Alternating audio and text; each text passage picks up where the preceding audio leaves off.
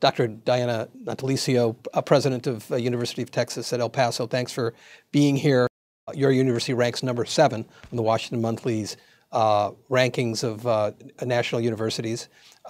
You're a great success story. Give us a sense, just a few statistics about what the success rate of these students are at University of Texas, El Paso. Well, these students come to us now. Our degree completions have grown about 80% over the past 10 years. These young people are going on to graduate schools and professional schools.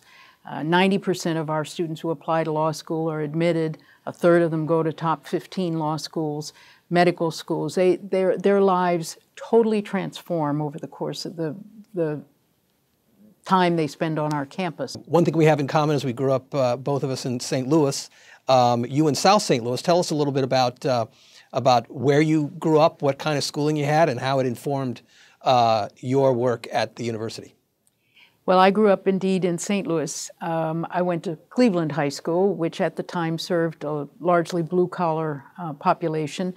And the expectation was that all of the boys who graduated from Cleveland High would get jobs with all of the major companies, Anheuser-Busch and Monsanto and all the others, as apprentices in the unions first, and they'd become tradesmen of various kinds.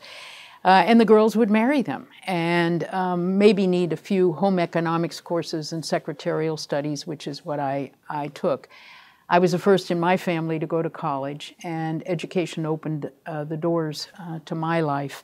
But they wouldn't have if I hadn't become so bored after 1 month at my first job out of high school, which was a switchboard operator at Nordberg Manufacturing, and I was kind of the Lily Tomlin of Nordberg.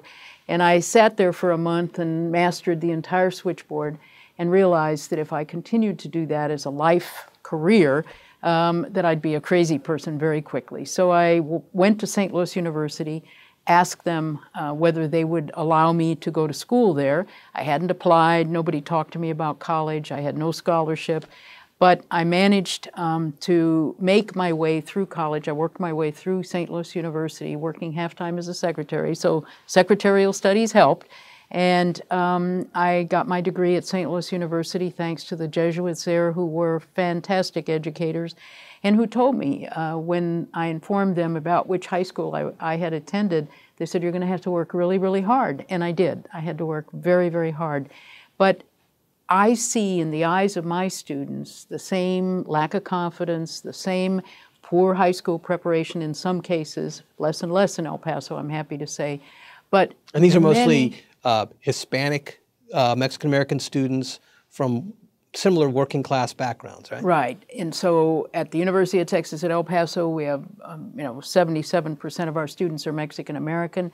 Most are first in their families to attend college. So I share with them many of the experiences of going to college without the confidence and preparation, perhaps, that I might otherwise have needed and that they certainly need. And so I resonate very much to them. Now, having said that, I also have to say that those young people face challenges in their lives that I never had to face. Many of them help support their families, younger brothers and sisters, disabled parents. They don't have health insurance, all the kinds of things that I never had to worry about. I had to worry about doing my job and going to school. They have a world of worry in many cases, but they are resilient, they are talented, and they're going to get their degrees. That's a great story. Thanks for sharing it.